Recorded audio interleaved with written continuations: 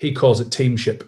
And what he says is let the people self-police. Let them come up with their own rules. You've got your policies and you've got your procedures and you've got how you want to work. But these are the cultural rules. Let the people come up with it and let them self-police it. And either people come up or they'll go by the wayside.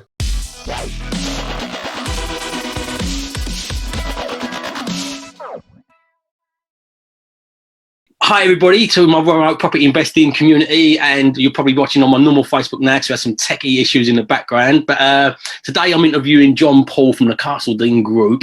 I never butcher introductions. I like people to tell us a little bit about themselves. I think they do such a better job than me, but got so much to introduce as well. Like I've been an admirer, follower. I've reached out to you before, I've read your books. Let's get these to hand. Yeah, really, really impressed with what you do, John. So it's a real pleasure to have you on today. I'm really excited about it.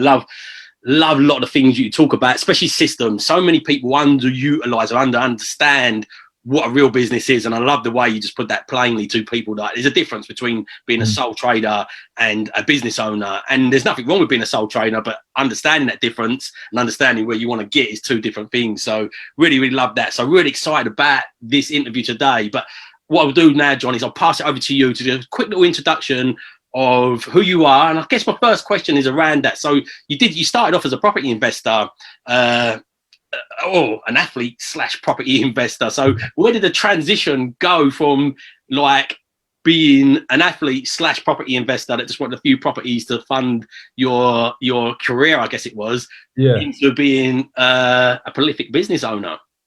Yeah, so actually, since it's about systems, I'll give you it's a longish, but I'll give you the abridged version of where I came from in terms of systems, because that'll give you and everybody else, if you've not heard the story, an appreciation of why I'm so like nerdy about systems and creating a business, not a job. As you can probably tell from the accent, I'm from the northeast of England. If anybody's seen the film Billy Elliot, literally Easington, where Billy Elliot was filmed, that's where I've lived for most of my life. The collieries of County Durham, so very much working class. Dad was a miner, uncles, cousins, you name it. And I always tell the tale that, in fact, my kids are the first generation in my family where no one's either been down the pit or worked in heavy engineering. So it's very much like a working class sort of background. Dad did well, built up an engineering company, employed about 45 people. Give me, my brother, a good life, my mum a good life. Unfortunately, very, very quickly, he was diagnosed with cancer, and then 2 weeks later passed away. Unfortunately, because he was integral to the business, 3 months after that, we lost the business. The administrators came in. I was first to be made redundant. My brother was second. My mum was third. So we'd lost my dad. We'd lost the business. We'd lost our jobs, the income, the company cars. It was a really, really crappy time. And that was all because we had systems, just not the right ones. We had ISO 9001, which is a quality standard, which is all about systems. But if the systems are written in such a way that you are integral to it, it's pointless. So, I had to go get a real job. I couldn't take the mick. I had to go, when you're working for your dad and stuff, you can come in a bit late. I mean, you shouldn't, but I did. I was young, daft, and, took the piss, to be blunt. Anyway, I went to work for a foundry where it was a really good job, really good sort of grounding. I was the health and safety guy, and I was quality, so I was universally hated by everybody. If it wasn't me telling them to put a jacket on, it was telling me the quality wasn't good, so start again. So I was really popular. But I've always loved my sport. I've always played contact sports, rugby, Thai boxing. I was a pro Thai boxer when I was 17, and I got into mixed martial arts, and I was all right at it. I was decent, so I decided amateur, then turned semi-pro, then turned professional. But you couldn't really work a 40, 50-hour week job and then train 2-3 times, twice a day and weekends, and go abroad to get the training and stuff. So I went part-time at my job. Wasn't enough to fund my life, really. So, you didn't get paid well back in the day. And, there's arguments you still don't get paid well. So I just took I found an old business plan that me and my dad had gone through about property. And it was literally sell business, buy houses, live off income. It was crap. But that was 20 odd years ago. So I revisited it, looked more into it, buy-to-let mortgages, remortgaged my house, bought 3. This is like 2004-05, and bought quite a few. I think I got about 15, 20, and that was great. That funded me to go to America. I was going to, Holland, France. I was going everywhere, training and competing and fighting. and it was great. And I wanted to buy some more, but I wanted to recruit somebody to totally look at hands off. So even though I was going abroad, I was still having to look after it. I remember, you know, waking up, you know, I went to LA and I was waking up and all my boilers gone off. So I was phoning, my phone bill was crazy. So I was phoning or texting the plumber to go around, and he wasn't getting it because of the time difference till hours later. So the idea was recruit somebody, they would look after my properties, and we'd get another 20 or 30 more of different landlords. And then the income of the 20, 30 different landlords would pay for this person's wage. Therefore, I'd be back to net zero, if that makes sense. So I'd have my income. This was 2008. But housing benefit had just changed from housing benefit to local housing allowance, which is when the tenants got paid direct. And all my tenants started getting paid direct. I went to the council. I said, well, why are we getting paid direct? They said, oh, because of this legislation. I just buried my head in the books, understood the regulations, and then started telling the council that they had to pay me direct because of this and this and this and this. And before I knew it, the council was actually putting landlords towards me.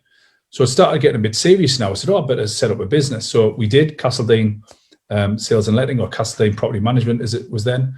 And we just started getting loads of properties on, and we started recruiting more staff. I think in the first 2 years, we had 200 houses under management. I had about 5 or 6 staff. It was going well. But we were pretty poor at some parts of the business. Like, you know, we'd let some landlords down, repairs weren't getting done. And that was all because of, we were just busy fools. And I was in the business. I was accounts. I was doing the rent collection. I was doing arrears. I remember taking my daughter, Stephanie, who's 16 now, who was only a toddler, and me and her go rent collecting on a night. You know, it was literally a proper family business then. It was like, you know, but I didn't want that for her. You know, she was 2-3 year old or whatever it was. And, you know, seeing daddy collecting rent and noodles of cash and stuff, because that's what it was back then. So I took the decision we were going to have to make it a proper business. And then, you know, we had to get systemized, and we had to, you know, delegate to people and entrust people to do the job that they've been employed for, and, you know, train them up to be the best that they can be. And it just grew from there, really. Then I bought a business, then we opened one, and I bought a couple more.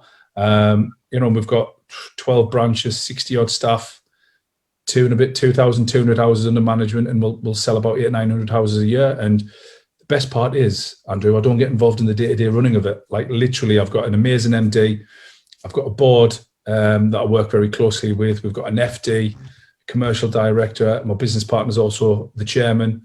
Got an area manager recruiting for another one. We've got more acquisitions on the go. So it's truly a proper, you know, business. And that's been the plan from day one, to own a business, not have a job.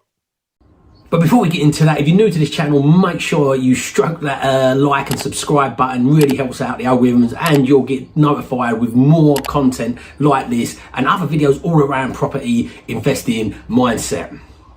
Yeah, and I think if you plan it out that way, it's a very different path, isn't it, to understand it. This is why I feel, it's why I like what you say quite often when you say, look, if you go on holiday for 3 months, leave your phone behind, if you come back, mine is, if you went on one of Elon Musk's missions to Mars and come back in a year or so, is your business still moving forward and moving without you? And that's the real test of it, isn't it? You know, like, so many people get trapped in there.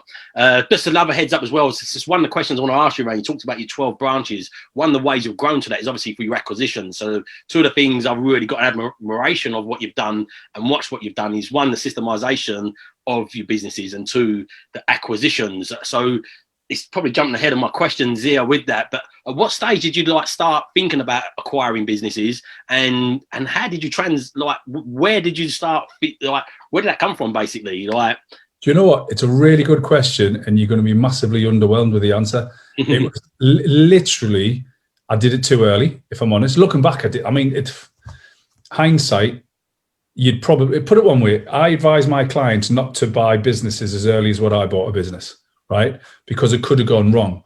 It went incredibly well, but it was literally my second branch. So we didn't open 1, 2, and then bought one. We had one, and then I bought one. And there was a pal of mine who had an estate agency, and their letting agency was the poor cousin. And he was a good guy, got on really well with him. I was buying a lot of my properties through them. And I used to phone him up. He's quite a jovial, funny guy. And no matter, I always used to say, hi, how are you doing? And his exact answer was always the same: crap, do you want to buy an estate agent? That was his answer, right? Every single time. But it was a bit of banter, a bit of like pally banter, if you like. And then one time, I don't know what possessed me, but I said, no, but I'll buy a letting agent. And there was a bit of quiet on the other end of the phone. He went, would you? I went, yeah. And he went, give me 2 minutes. I'll come back to you, because he had a couple of business partners, and he came back and he went, yeah, well, we're interested. Let's have a chat. And then I went, oh, crap. Shit just got real. Now what do I do? Because I didn't have the money, you know. I didn't know what to do. I phoned my mortgage broker up, and he said, what the hell are you phoning me for? I went, I want to buy a business. And he says, well, you need to go to an accountant who's got access to blah, blah, blah, like funds and whatnot.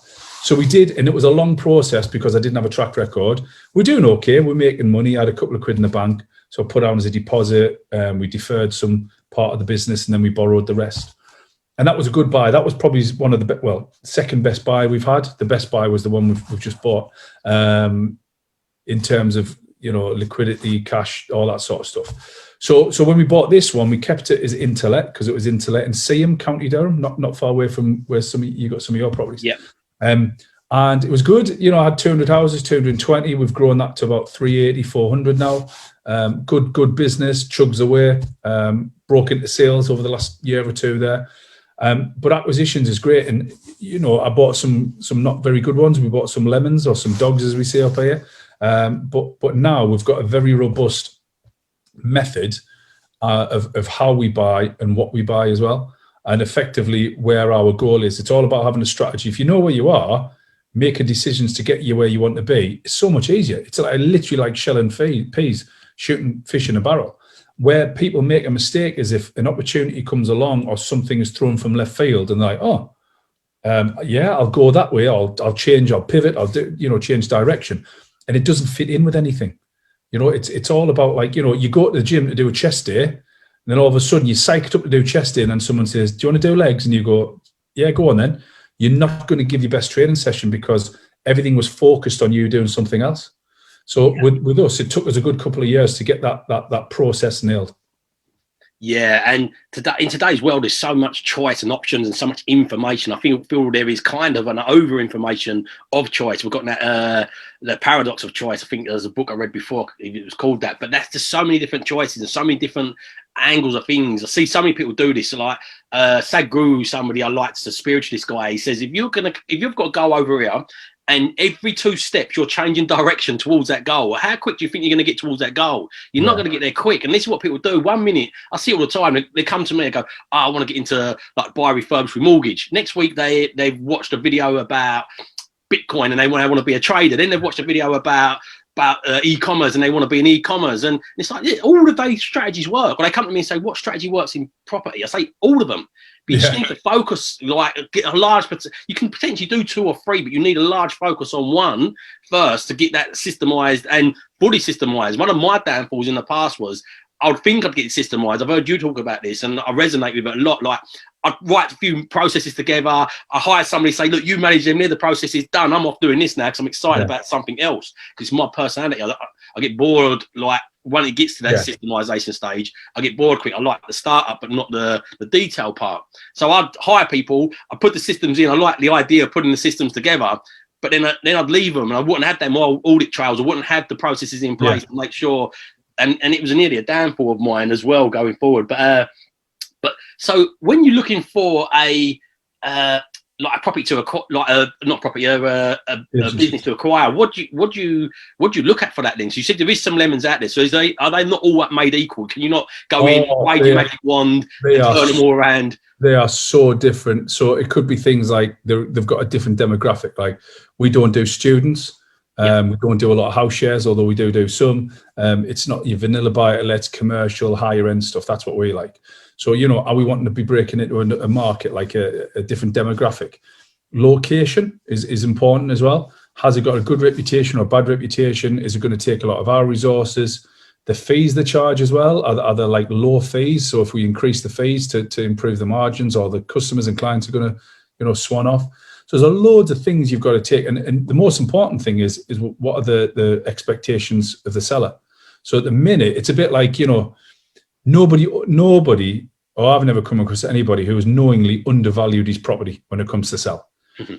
Put that on steroids. That's how people are with the business. Yeah. Right. So you're going in and you're going like, dude, you make 10 grand a year and you valued it like £500,000. It's not worth a penny. You're insolvent or whatever. And like, oh, no, it's the brand. It's the brand. Brand means bugger all. Literally, no one gives a shit about your brand. Oops, sorry, swearing. No one cares about your brand. It's all about pounds, shillings, and pence at the end of the day. The only person that cares about your brand is you. Yeah. Because you are the one that's created it. You've carved it out of nothing. And I get that. It's actually something called the endowment effect. You'll love this one, Andrew. It's called the endowment effect. And it's effectively, I think it was a guy called Thaler, Thaler, and he was a guy in the 70s and 80s. He's a professor over in Penn State or some Ivy League school over in America. And he did something called the coffee mug experiment. And effectively, it was 20 people in his class, and he got you and 9 of your students. And he says, and he put a coffee mug in the middle, and he got me and 9 of my students, and he put us over there.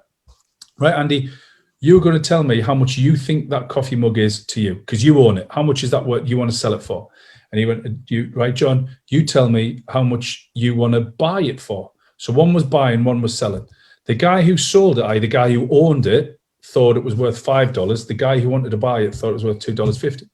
So there's a massive disconnect depending on which side you are. And there's little tips and tricks of how you can try and overcome that little bit of a gap, by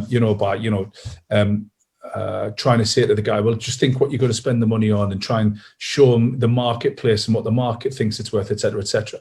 So when you're buying a business, you can have all the due diligence, you can do everything. But if that's the seller's expectations are not realistic, then you've got to walk away and you've got to take what costs you've taken, and take them on the chin. So at the minute, it's very much a buyer's market. There's a lot of stuff coming. We're talking to 3 at the minute, 3 acquisitions, an estate agent and 2 letting agents. And 2 of them for sure we've got to price, and 2 of them for sure are well overpriced. The other one we haven't got that far yet, but again, I think he's going to be overpriced. But you've got to stick to your guns, and you've just got to say, right, well, listen, if you can get 200, then you go get 200. Brilliant. I'll shake your hand and wish you the best. But after a couple of months, the advice is it's not worth 200. Give me a shout and we can talk about a more realistic figure. So you've got to be polite, but you've got to say thanks, but no thanks at the same time.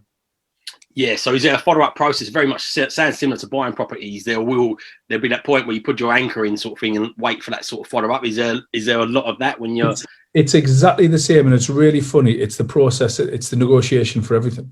Yeah. So I use a phrase, and I've done for a long time now when it comes to business, because there's a lot of terms in business. Like you can defer it so much upfront, vendor finance, earnouts, all retentions. There's loads of stuff. And I always say to them, look, if you want your price, it's on my terms. But if you want your terms, it's my price. So for instance, one we've bought was he wanted all the cash, but the price has reflected that. Then another one was a little bit overpriced. Didn't mind that because we paid him a small amount up front, but then we had the rest paid over a deferment period. So if it's your price and your terms, that's an unfair deal. Yeah. And I'm not even going to entertain that. It's got to be your price, my terms, or your terms and my price. And we use that for negotiation, full stop on everything. And it's fair. It's not like, I hate this, well, you've got to screw them, you've got to rip somebody off. And it's that BS. It's hard sales BS. It's not true. If you can find a win-win, and a win-win doesn't have to be money. A win-win could be, I'm getting the price I want, but the seller of the business is getting rid of the headache. He's getting the bit of cash he needs to go travel the world. He's getting a bit of cash to put his kids through, college or uni or whatever. Win-wins are not necessarily what you think is a win, I think is a win. Yeah, great. I really like that. Just make a note of that as well. So when you're looking at these businesses, do you not then tend to look at businesses you can potentially turn around? Would you look at a failing business that can be turned around, or do you look at businesses that are performing already, or? Look at everything. We want a little bit of potential in them, so we want to be able to us improve them, because then you can use that as leverage in the negotiation. So, for example, it hasn't got all its certificates, like it's gas safety or TICRs or Legionella or whatever. You can say, well, look, we feel we're taking on a potential liability here, so we're not going to give you top dollar, and you use that as leverage to get down to the price that you feel more comfortable with. But every single business that you buy, you want to be able to add value. This is not like a house where you buy, you hold it, and then 20 years time it goes up in value. Yeah. A business doesn't naturally go up in value. It's forced value. You have to force it to go up. So therefore you have to add that. You've got to make it better in some way, shape or form. Now we're at the size now where we have got some serious economies of scale. So the 2 letting agents that we're talking to very early stages, we would pick up and plonk in our business. So they manage properties over probably a 40-mile radius. Great, brilliant. We've got about 7 or 8 branches across that 40-mile radius, 20 in there, 30 in there, 5 in there, 6 in there. Brilliant, excellent. It's pretty much on the bottom line. We wouldn't need to hire a single person. Yeah. There's another one, an estate agent. Their new locations. That's a more difficult one, because then you're not getting the economies of scale straight away. You've got to try and work at it a lot harder. Therefore, again, that's reflective in the price. So there's a lot of things you take into account when you're looking for a business, but you can, is it a portfolio that you buy and put it in an existing business? Is it a brand new location? The one thing we're not going to do from now on is cold starts. So we're not going to go into like Stockton and open up. We want to acquire. Yeah, I was going to ask you about it, because you've done a cold start a little while ago, didn't you? So what's that? What's the reason behind it? Too time consuming? Is it like time consuming? The growth. I mean, it's doing okay. It's still. We opened it in November. Started to get November 19. Started to get traction. Then we shut down in the March for lockdown. Then we've only just opened up. Hasn't been able to. So it's still loss making at the minute. But because the rest of the businesses are doing so well, it's not, and it's not losing fortunes. It's only a little bit. So we're sticking at it. But what it has highlighted is that, yes, it's expensive to acquire businesses, but if you structure it well and you buy the right businesses, you could probably get to where you want to be 5, 6, 7 years quicker. Yeah, acquiring and pay it off than what it does starting from scratch. Yeah, absolutely. I get that, and so many people don't realise that period in the middle of that loss making to where it's at. So I've got lettings on the side. It's very much a side hustle, nothing like you guys, but it's very much a side hustle. And for years it's lost money. It's just got to that point where it's just scraping its own face at the moment, wiping its own face at the moment. But it's far from pushing forward from where to where it's got to go. And I've not got the energy in total honesty, to push that forward like that anyway. It's not something I really desire to push forward at a big scale either. I find lettings is such a tough business. So many people don't realise the moving parts that go with a lettings and management. So I get people come to me all the time, because I'm in the property world and because I have built the lettings on the side. They say, yeah, I want to start a letting agent. I kind of cringe a little bit. I say, think of what you're going into. So again, unless you're going to acquire one, the work from going to here to getting that profitable is a lot. And then there's so many moving parts. So like the thing with lettings as well is you're not just dealing with your team, you're dealing with outside like contractors all the time. So like builders, then tenants, then landlords. You're dealing with so many outside forces that you've got to marry together. I say, like, unless you get it really super systemized, it's not the easiest industry to make money in. But if you systemize it, it is very rewarding, because it's a recurring income industry where you've not got to keep chasing new income. If you get to that point where you want to get to, the rewards are good because it's a recurring income industry. You're not going to all of a sudden lose half your landlords overnight. You might lose the odd one here and there, but that said, the path to it is totally agree. It's really difficult actually, because there's like a sort of an optimum size you need to be. Up to that size, you're literally just like the legs under a swan. You're just paddling away, going mental. And it's only once you get to a certain size, you think, oh, I've got a business here. And then you've got to get out of the business. So when I got out of the business, I think in August 19, we had 6 branches, and we've doubled in the last 18 months. So we've doubled in size in 18 months. And then, we will probably want to get another 3 or 4 branches or acquisitions. What they look like, we're not sure by the end of the year. So we're at the stage now where we're self-funding. So it's brilliant. I mean, don't get me wrong. If Countrywide or Connells came, we couldn't afford that. But the smaller agencies, are the 1 or 2 branch, 3 branches. We can self-fund it. That's brilliant, because we're buying profit, and it's just going straight onto the bottom line. And that's what we want. But for like a decade before that, if I wanted to acquire someone, I either put my own cash in, or the business had some cash, or we had to leverage it and borrow, which is fine, because not many people have got £500,000 where they can go out and buy businesses. So it's a difficult business with small margins. The good thing about the reoccurring income, it's really important that, and this is why letting agents are actually valued higher than estate agents, because estate agents, the marketing budget is higher because you've got to attract new people. You sell your house once, and then 10 years later you might sell it again. If you don't use me again, then it's 20 years. So I've got to continually look for new businesses. And it's interesting that our marketing, the biggest percentage of cost is with estate agents as opposed to our letting agents. Our letting agents spend that much on marketing, our estate agents spend that much to bring in the same revenue. Yeah, and you're constantly chasing it, aren't you, with the other model. So that's the only attraction point I like with the letting side of it is that it can be built into a reoccurring income. But there is definitely there's so many moving parts, and it's because the regulation keeps on going up and up. And again, I get people come to me as well, and they try and haggle me because I'm an investor. They say, "Can you do it?" And I approached lettings as an investor hat.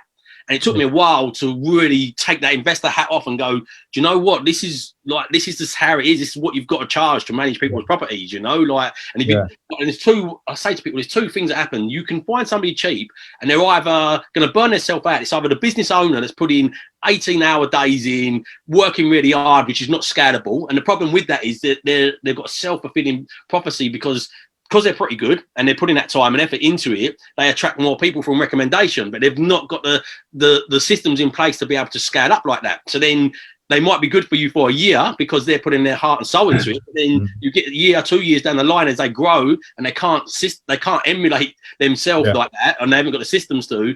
It then starts unwinding on you, or they burn themselves out, or they're going to charge you cheap.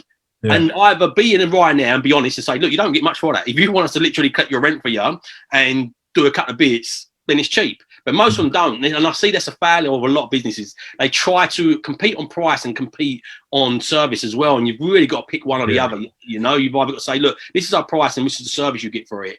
But again, so many people offer a service and can't deliver it as well because they're trying to compete with everybody. But the whole model, 10%, got set up 20, 30, 40 years ago when all you have to do is move a tenant in, get WH Smith, the agreement, that's it, and the rent book, and that was it. He was away. If you want to get the tenant out, it's pretty much as easy as that as well. Like, go on, you're off. You could pretty much just change your locks on them. Well, what they say is in the last 10 years, the amount of legislation that a letting agent or a landlord has to comply with is doubled. Yeah. So it was about a year ago now. I don't even think it was maybe before lockdown. I looked at various stats and various like libraries where you get the law from and legislation, and I compiled a list of 327 laws and regulations that a letting agent has to comply with. Minimum of 300. I got actually bored after that, and because it was taking a lot of time. But there's two phrases that I like, and one is cheap agents aren't good and good agents aren't cheap. Yeah. Right. So cheap agents cannot offer the service. It's just impossible. And another one is, in the absence of differentiation, people buy on price. So if you're an agent and you're cheap and I'm an agent and I'm expensive, but I haven't shown the customer why I'm more expensive than you, then they're just going to go for you. And that's my fault. That's not your fault. That's my fault for poor marketing and not getting the message across. I need to show you what your customer, what the difference is and what you're going to get. So if you, like you said, if you're just rent collection and I'm not going to keep you compliant, then fine, charge you 5%, sorry, 6%. What do I get for 10%? Well, you get this, you get this, you get this. That's what it, and that's business throughout. That's not just our industry. That's show people price is what you pay, value is what you get. Yeah, absolutely. But it does cringe me when people are like, the thing is, you buy an asset and it's an asset. If you buy a property that gives you a recurring income, especially if you've got a mortgage on it, it's an asset when it gives you an income. But if you're not collecting rent or it's getting wrecked because you're not looking after the tenants correctly or you're not picking the right tenants, it then turns into a liability. And that's what I say to people: look, you've spent all this time buying this and doing it up, and then you're going to haggle. Like, some people try and haggle over 1 or 2%, and it's like, you might even haggle that in with a company, but what you're going to do is put yourself down on their list of priorities as well. Like, even if they do it consciously or subconsciously, if somebody's trying to squeeze them out and they already know it's a squeeze to deliver what they're delivering, and they agree to it because they just want the business, they're going to begrudgingly give you a service anyway. You're not going to pop to the top of their, like, we're going to bend over backwards list, are they? So yeah, it's interesting, but gone in a little bit of a different direction, but I like it going like that than where I was going to take it originally. But let's try and get myself back on track, because I've asked some questions now. It's just gone in that direction. They always go like that, to be fair. When on the same. But I want to go back to like your athlete days. And as you said, 20 years ago, obviously MMA, and even today, unless you're really breaking it through, like, it's not paid. My pals just give up. He was getting about $5-6 grand a fight, but he said it wasn't enough to. He said it wasn't enough to make a living from. He said so. He very much still had to work on the side, and so so I see there's loads of transferable skills. How many transferable skills have you took from your MMA and your athlete days and your contact sports? How much of that has come into what you do, and how much of a mindset do you feel has played in a part of what you're doing? Because I feel there's knowledge action gap out there today, because you're one search away. Like, I can go online and find out how you systemize a business. I've got your book here. There's everybody out there telling you what to do, but if knowledge was the answer alone, why has everybody not got what they want, in life? So listen, it's all transferable. So mine was cage fighting. So I was up at 6 o'clock doing my cardio, my weights, full day's graft, then doing my sparring at night time. I was doing that 5 days a week for fight camp, and then maybe a light jog 5K on a Saturday and the rest on a Sunday. When you work like that, right, and you're up at 6 and you're literally sweating everything you've got, and then all of a sudden I've got to come to work and write a procedure or do a KPI or chase some rent, it's not even comparable, mate. It's like it's chalk and cheese. Or I'm going, doing a 5-man Shark Tank where it's a fresh man every minute for 25 minutes, and I'm on the bottom and I don't get any rest, and they're punching my face in, and then you're asking me to write a report. Again, it's not comparable. So I took that work ethic and what's the worst that can happen attitude to my work. So it amazes me when somebody says, I'll get that to you over the weekend, and then you don't do it. Well, I'm not asking you to do it. You offered to do it, and you're just being a lazy born idle so-and-so. And even when I'm coaching other businesses, I say, I'll never accept I didn't have time as an excuse. Because the first question I'll ask is, what time did you get up? 7. Why didn't you get up at 6? What time did you go to bed? 10. Why didn't you go to bed 11? Did you have a drink on the weekend? Yeah. Well, why didn't you not have a drink and do 2 hours worth of work? And if they just say it because it wasn't as important to me, I'm fine with that. But don't expect when you don't get the results to come bitching and whining in the morning and be surprised when you don't get the results. You have to work hard at some point so you're a success. There's not a single successful person on this planet who hasn't at some point worked hard. I know some people, Robbie's a good mate of mine and yours, and he uses the not a reason either, the example of Slade and when they wrote that song. But they actually had to work hard at some point in the beginning to get that reoccurring income model. Yeah. They had to sit down there, and I don't know how long it took, and, it could have taken ages. J.K. Rowling sat down there and had to, when she was in Edinburgh, living in a leaky 1-bedroom flat with her oldest. It was a horrible time, so she had to stick in it and work. And it's the same with business now. You have to work hard, and I think some people want an easy way out and they don't want to put the hours in. Some people are control freaks, and it's a mindset thing, and they just want to do everything themselves. And they probably had their fingers burnt, so they'll have recruited somebody. It hasn't worked out, so immediately what we do is we put our hands around it and say, right, if they can't do it, I'm going to do it. Yeah. But it's a bit like, you've got little ones. Yeah, I've got kids. And Jack, my middle one, is 11. And when we took it, he's like 4 or 5, or we took his stabilizers off his bike, I knew he was going to fall over. Right? In fact, he did. He fell over like pretty much every minute on the minute for about half an hour. But what I didn't do is kick him off the bike and say, I'll pedal your bike, son, I'll show you how it's done. Yeah. He got back on the bike, hand on his butt, on the handlebars, and we did it again. And we did it, and we did it, and we did it, and we did it until he got it. It's the same with business. If you recruit somebody, just understand they're going to mess up, they're going to screw up. The worst thing you can do is take it off them, because what's that say to them? You've got no trust in them, you've got no confidence in them, or get rid of them, because no matter who you recruit next, the same thing's going to happen again. The fault isn't theirs, the fault is yours. Yeah. And we've got to learn to trust people if we want to build a business. You also got to learn to hire and manage people as well. I feel like that's tough. You've really got to give yourself some time to progress your skill. Yeah. And you said, Rob, I heard Rob the other day saying overnight success it's gone out the window now. Look at this kid who's 6 years old on YouTube.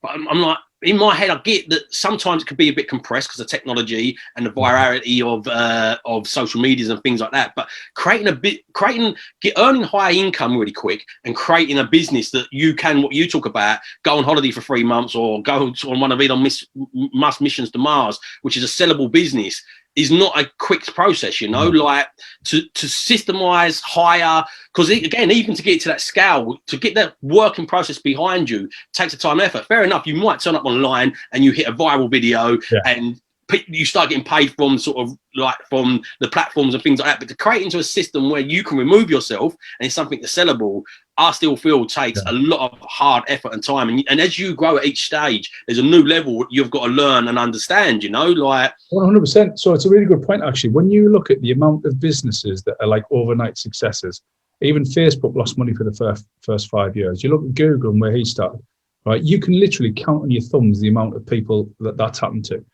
It's a little bit like winning the lottery. More people win the lottery, right? Because it happens on a weekly basis in the Euro Millions in America. So it's probably at least a multi-millionaire made every day in comparison to people building a business and it being an overnight success. But yet we look at the overnight success thing and we say, oh, it's a dead cert. When I start a business, I'm going to be the next Facebook, the next Google. But when we look at the lottery, we put £1 on or £2 on, knowing that the chance of us win the lottery are absolutely 10 trillion to 1. But there's more chances of us win the lottery than building another Facebook. So it's weird. But, you know, you've got to grow as a person. I am my wife, Gemma, tells me I'm a completely different person to when she first met me. You know, I wasn't a meathead, but, you know, I was all about rugby, contact sports, lads. And, you know, now I'm a dad, you know, I'm a businessman. I speak on stage. I'm on various boards of businesses. We're raising tens of millions of pounds for things. So it's like a completely different person. So I've had to grow. So it's not like I own a business and everyone grows around me. You've got to keep ahead, because, you know, if you recruit the right staff, they will challenge you, because that's what you want. And if you're challenged, the only way to succeed is that you grow as well. And life is all about growth. Yeah, absolutely. And my wife said the exact same about me as well. I've been with her 10 years and there's been a massive transition over that 10 years. And again, it is in that growth, like both personally and in my businesses as well. And like this is what I see from a lot of people as well is like you see people win the lottery, and this is why you see so much discontentment when people win the lottery, because the money's land on them, they're not grown into that. So when you go through the stages of getting your first 10 or 20 properties, then hiring your first member of staff, and you build into them cycles and grow into them spaces. Yeah. Now you all of a sudden got 10 million quid in your hand. Your friends that used to be your friends who are going down the pub and scratching around for £20 to just get their beer tokens for the night, kind of you don't relate with anymore. Yeah. And then after a while, you might take more on holiday for the first year, but after a while you start thinking, well, they just sort of taking from me. Yeah, leeches, then you can't relate with the people that have built into that wealth as well, because they're talking about, because they've grown into them stages, stage by stage, you know, like, and so this is why so many people, in my theory, get so despondent when they won the lottery. I see studies get done. I can't remember who conducted it. They said they took amputees and they rigged them up on the brain imagery stuff. And they took amputees and they took lottery winners, and they measured the chemical like balance in their head from the happy chemicals to the sad chemicals. And obviously people got amputized was at the complete bottom end, like the lowest it could be on the day of amputation. The people that won the lottery on the day of winning the lottery was, off the Richter scale, 110% at the top end of happiness. Come back a year later, and majority of people, not all of them, but the majority of people that have been amputized had much more fulfillment and was much more balanced than the people that won the lottery, you know, and that's why. Oh, Andrew, I totally get it, and I've read studies about that, about like the saddest period of time that a person his entire life is 6 to months longer when he's won the lottery. You've got to earn the honor, you've got to earn the right. Yeah. You know, somebody there's another really good study, as the phrase that legacy businesses last 3 generations. So the first one starts it, the second one scales it, the third one screws it up. So the 3 S's. That's on average, right? And it's because granddad started it and he was the hard grafter. Dad saw it because he saw the hard work. Grandson just lived off the money. So again, it's like a lottery. They don't see it, so they're not invested in it. So they'll pay it up the wall, they'll holidays and villas and stuff, and granddad and dad's like, oh, son, you know, I get it, you know.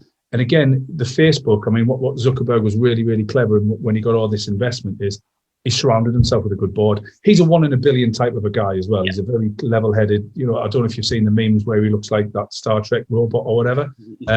It's not, it was Star Trek, wasn't it? So he's a 1 in a billion type of a person. You know, Steve Jobs didn't last very long, because he got kicked off his own board because he couldn't adapt and grow to the board. You know, we've got a board in the last 18 months to 2 years in my business, and, you know, we're nowhere near the size of Apple. That's taken a bit of readjustment. You're not the MD and the owner now. You've got other people that you've got to answer to. And I think, it's a growth. No matter where you are, as long as you're progressing and you're moving forward, that's good for you. Yeah, and it's always going to be. This is. I think people think once you get a bit of success, it's a clear path going forward. There, each new level of success comes with its new levels of chaos and sort of readjustments. But that said, that's where the reward is as well. So many people. This is when you do see people that have just been bought into money, grown into money, or born into money, should I say, or won money. That's why there's no fulfillment there. You need them challenges. We need that growth and challenges. Without any challenges, no growth, is there? And no growth, you're just not going to get that fulfillment from that. But going back to the systems sort of stuff and like the systemizing of this. So you've obviously got that realization from your dad's company, which is quite often these hard points. It's like a pivot, isn't it? It can go either way. You can either really learn from the lessons from it, or you can move forward. And that's one of the questions I ask people, because I'm quite passionate about people systemizing their business, whether they want to be a sole trader or whether they want to be like a solopreneur or entrepreneur. Still feel you should be systemizing it, even as if you did want to like set out at the end. But I find one of the biggest bottlenecks is people, getting down and doing it. Where was the point? Like, I know you said like your dad, that company from your dad was the plant of the seed, but you still got into the middle of it, and you still was then doing too much yourself. So where was a changing point, and how did you start turning that round? It was probably about 2 years into it. So we were losing houses for just crap customer service. Yeah. So the staff were just not brilliant. My old recruiting technique used to be, do you like property? Yes. Do you want a job? Yes. You start on Monday. That was how I used to recruit. It had nothing to do with interview techniques or find out what the values are or capability and competency. It was just like, what's that old 1970s? Gives a job. It was like that type of thing. So quickly I realized, if I'm going to do this, and this again comes back to the fighting days, resilience. Literally, when the crap hits the fan, you just keep going forward. You can either, when a brick wall's put up, you can either try and go around it and go through it. And I'm very much shortcut, so I would like, quickest ways in a straight line. So I want to go through that wall, and I want to say, right, well, what can I do to try and make my business better? Systems, right? I'm going to learn about systems. Read the email, a bit built to sell, Richer Sounds, Like Away, Jeffrey Like at the Toyota Way, sorry, and which inspired me to write my own book, that Stress to Success. And then it was like, right, okay, we've got the systems, but they're not following it, right? Okay, so it's people management. So we learned about, all the Zig Ziglar and all the really good Porter, or the good people managers. A guy called Armstrong who writes a very famous book on HR and stuff. Understanding about what motivates people. And when you look at what motivates people, like Maslow's hierarchy of needs, Alder Hertzberg, McClellan, all these famous guys, these motivational gurus and theorists. And what truly motivates people is moving forward, is ambition, achievement, attainment, like achieving your goals. And your goals doesn't have to be to own 20 houses to be promoted. It could just be being better at what you're currently doing. So what can we do with that? Well, it's support, it's training, development, it's upskilling, it's all these things. So in order to make our staff better, we just built a robust training system around them to help support them. Regular one-to-ones, weekly short reviews, having a suggestion box for if they suggest something, implementing it, reward and recognition systems, employee of the month, branch of the month, manager of the month, awards, all these types of things that just make them, and building that community and that culture. Once you build community and culture, you're halfway there. Well, in fact, you're mostly there. It's people think I'm all about systems. I'm actually all about people. It's people first. You get the right people, they will follow the systems. They will make the systems. They will build the systems. If you don't get the right people, doesn't matter how good your systems are, they ain't getting followed. So it's, while they're conjointly, they're very important, they're interlinked, it's people, systems. Yeah, I'm with you with that as well. But so with that said as well, how do you take the transition of, like, obviously when you buy some companies, there must be people in the wrong seat, wrong bums on the wrong seat, on the right seat, should I say? But must be wrong people. Obviously, when you transitioned from being more serious about systems, surely there was like a little lossage along the way. How do you transition that, especially when you're buying a business as well? And how do you kind of get these people involved into that sort of culture and values you've got? So to get people bought into your culture, you need to let them know what your culture is. So it's all about your values, your mission statement, your customer service charter. What do you stand for, and get them bought into it. So make them feel part of it. It's a bit like first day of school. If you're like a week later in joining the school, like I was, in fact, we were 2 weeks late because my parents took me on holiday. It was very, very hard for me to integrate into that school, and it took us quite a while. I mean, we were kids, so it wasn't as if somebody said, "Come here, new kid, come and join us." It was like you had to force your way in. So we want to be the old kid and say, "Come on with us, and we'll show you how we work." So that's the first thing. The second thing out of that is not everybody's going to be with you at the end of the process. That's fine. We're totally fine with that. You know, the right bums are not on the right seats, and it might be that the seller thought they were the right person, but they're not the right person for you because they're not a good cultural fit. If you manage people and you have a good process, they will come to the realization that they're not right for the company before you've got to do anything drastic, such as getting rid of them. Obviously, if they're abusive and rude and it's very obvious, you just make that snap decision and get rid of them. You know, you hire slow and you fire fast. There's another saying that I use is I'd rather have a hole in my business than an arsehole. So I'd rather get rid of somebody and have everybody pull together and then get the right person in.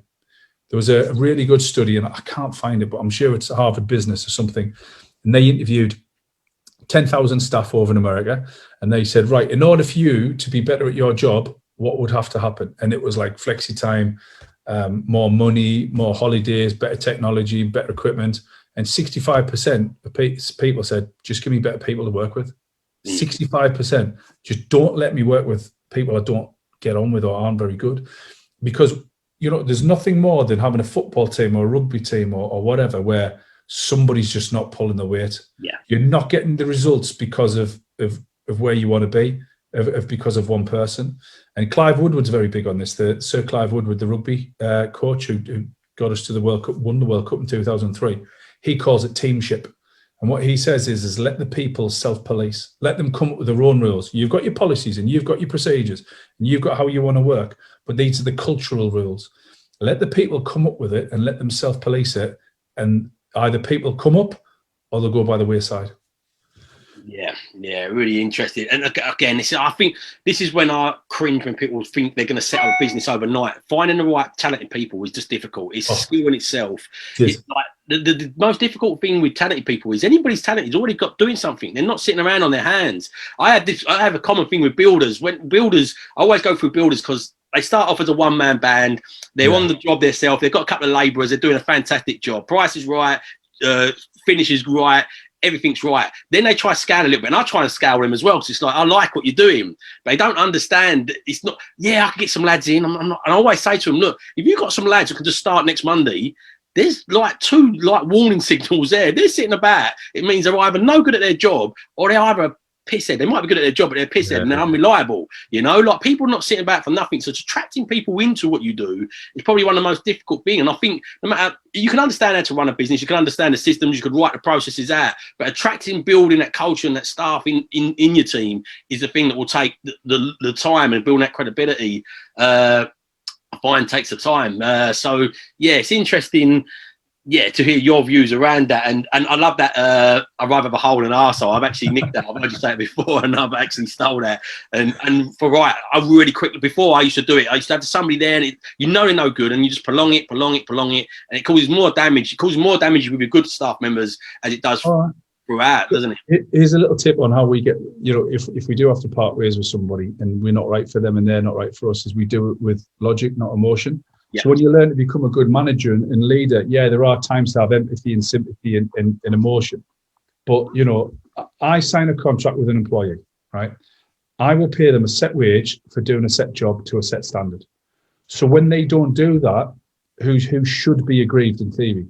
I'm still paying them the wage, but they're not doing what they've signed up to do in a legally binding contract. So when it comes to letting somebody go, if you think with logic, well, hang on, you're not doing your half of the bargain, your side, but I'm still doing mine. There's a complete, that's a fair imbalance there. So again, if you look at the figures and they're not achieving the figures, we manage them on the figures. We don't manage them on emotion. The fact that they're going through a difficult time and blah, blah, blah, it's sad. And we're not robots, and we do have a certain element of empathy, but the business has needs, and you can't continually allow people to take the pee and not hit targets. It's a bit like if you're little and had lovely little ice cream hands and he was doing that on the wall And you don't do that, boom, next time. But all right then, the next time, and he does it. Yeah. He's just going to continue doing it. So there has to be consequences for certain actions or inaction. Yeah, and again, managing emotions beyond the level of this conversation now, but managing emotions in business, having systems there helps. It does. It takes a logic. It puts it into a logical decision as opposed to a emotional decision. And it is tough, isn't it? You see people and you want to put your arm around. In the past, used to be. I had a couple of people I hired, and I was like, "Come on!" You had that pep talk with them, put my arm around them, really try to get them motivated. And after a while, you just have to face the facts of people. Yeah. So funny enough, I know you love your reading. So physically, we are literally, genuinely new people every 7 to 10 years.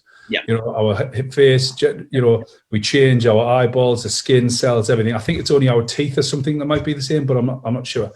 So with that in mind, that's why I don't know if you've like, you know, when you were a kid, you hated baked beans, but all of a sudden you don't mind them because your taste buds change. So if we're different people every 7 years, it doesn't stand to reason that two people are going to just part ways. So it's just a circle of life that we were right to get. I mean, we went through something called Investors and People. And, you know, when we went for it, we had 32 staff or something. And the person who took us through it, the consultant said, you're going to lose staff because you're changing culturally from where you were to where you want to be. And some people are going to go. We lost 7 staff in about 6, 7, 8 months after that.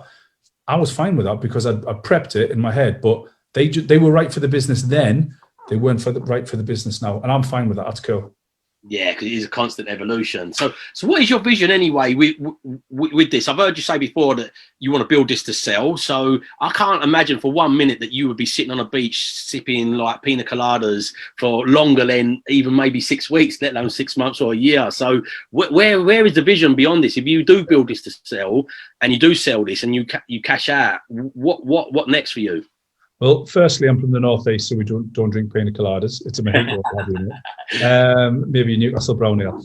So do you know what? Right, it is part of the plan, built to sell, but you know we don't know when. We're having a lot of fun doing a buy it and build strategy. So we are acquiring, you know, what we can when we can to build it. You know, we're very excited about rent to own, which is a strategy that we're doing, and we're talking to some big investment houses, and you know we're very close to signing some good deals. So for me, it would be just building and growing that. It's all about scale. It's all in the agency. It's acquisition and scale, and it's raising finance and scale, and for the rent to own. But we're having a lot of fun at the minute. It's business is good. We've got a really good team, best we've ever had. We had our managers meeting last week or the week before, and we just sat around and we had the 12 managers, and we had, you know, my FD, my commercial director, my area manager, my MD, and we're recruiting for another area manager. And I remember saying to my MD, bloody hell, like we're a serious operator now, like literally, and it's all corporate and you get panned out packs and it's a board meeting. We've got, you know, it was like, Jesus, we've done all right considering we started in a little colliery town, you know, 10, 11, 12 years ago. So just growing the business and you know, trying to get better and constantly improving. So your MD was on maternity, wasn't she? Yeah, she still is. So she's back 2 days a week in the business. Okay, yeah. You know, you're systemized when even your MD can take 9 months. Yeah, because so many businesses are the owner. Even I've heard you say this as well. Even a lot of businesses, even like your dad's business, even though it's systemized, it's still heavily reliant on them. But this was obviously an ultimate test on your business, because quite often you have a great business, but that leader or that MD or that person in the leadership role is the business still anyway, even with the systems around it. So that was a real ultimate test for your company. And how was that as well? Was that scary when it first happened? Do you know what? No, because we knew it was going to be okay. It sounds really weird, but because we've got a really good team and we've got systems, I mean, there's certain things that Adele is just like phenomenal at that I can't even emulate, and no one else in the business can. Like her coaching ability is she's the best coach and manager of people I've ever come across in any industry. She's phenomenal. Her passion for coaching and getting the best out of people is second to none. So I knew that we couldn't emulate that. But you know, we've got Holly, who was a brand new area manager. I think been in the role about 5 or 6 months, and we knew she was really good. So she's like, if Adele's a 10 out of 10, Holly's like a 6 or a 7 out of 10. So we knew that she could still be replaced in some aspects, like absolutely spot on, like chasing people up and, you know, weekly reviews and stuff. Other aspects she couldn't, and we just accepted that. But we made sure that Holly was good enough. She wasn't as good as Adele, but she was good enough. Yeah. And Adele was always on the phone. I mean, Adele's the sort of person, even if she's popping the baby out, she'd still be taking calls. But we tried our best to, like, you know, let her get on with it. Yeah. What that's allowed now is for Adele, whose passion is training, is to look at training platforms and learning management systems, and has come back absolutely swinging and raring to go. And the good thing is, because Holly's taken, I don't know, a rough figure, 60% of what Adele was doing, maybe 65% off her plate, when Adele's come back, she's got capacity for 65%. Yeah. So she's like, right, I'm chucking myself wholeheartedly into another aspect of the business. Yeah. Brilliant. Now, so we're seeing more improvements. We're recruiting for another area manager, which is going to free Holly up even more. So it's just that economies of scale, that the bigger you get, your management team says the rough size, but you can add bolt-ons and bolt-ons, and you can benefit from that economies of scale. Yeah, fantastic. It's great to see. So went in a bit of a different direction here from the questions I had. It's been absolutely great speaking to you. I've got a couple of little quick fire questions at the at the end, what I always do with people. So what would you swap, like, guns to your head tomorrow? So you either had the money and what you've got built up now, and you keep that, but you don't rewind back time, by the way, so you're not getting the time back. Yeah. Or you have the knowledge, systems, processes, and brand that you've built up. So you can either have the money, knowledge, system, process, but from today going forward, you can't go back and have that. Good question. Probably the knowledge and systems, because I think if you get the knowledge and systems, you can build a business anywhere. Yeah, for sure. Brilliant. Name one. I know you're a big reader as well. So one non-business book that's had a massive impact on your business. Oh, really, really good question. Can I have a quick look? Yeah, go for it. Non-business book. I really liked. I tell you what, I can't pick one. I tell you what, I quite like the old-fashioned books, like Rockefeller and Carnegie and JP Morgan and Vanderbilt, and I quite liked Titan, which was all about JD Rockefeller. I enjoyed that. That was really good. Titan, excellent. And in one word, describe what you'd like from life. First thing that comes to your head. Family. And what would that do for you? What, like, for you, Lo? Like, in a sense, like, what would that give for you? Oh, I do everything I do for my family. So it's literally everything. It's, you know, my kids, my wife, you know, in-laws, all that, my mum, everything like that. It's the reason I get up in the morning and do what I do. I love what I do. To provide that legacy and to make sure everybody's looked after. I love it. Probably community. I think family is a community as well, but I like, you know, I've got close-knit friends. I love who I work with. I spend a lot of time with them. I mean, you know, I'm godparent to my MD's kid, latest one, and she's got mum to one of mine. So we get on really well. So it's all about community for me. What did that give you, though? So let's really sort of phrase that. So what do you get from that? From like achieving what you're achieving with that? What do you get? Contentment, fulfillment, happiness. Yeah, there we go. So I've got a little mission. I've got a thing I'm calling figuring out happy, and I feel figuring out happy is a lifelong quest. It's all about that growth.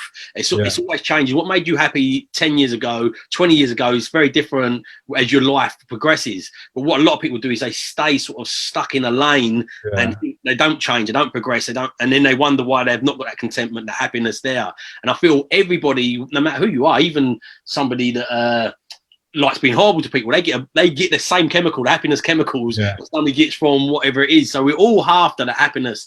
But when you study positive science, or there's another, I'm not sure if you read it, probably you have Sean Anker's book, The Happiness Advantage.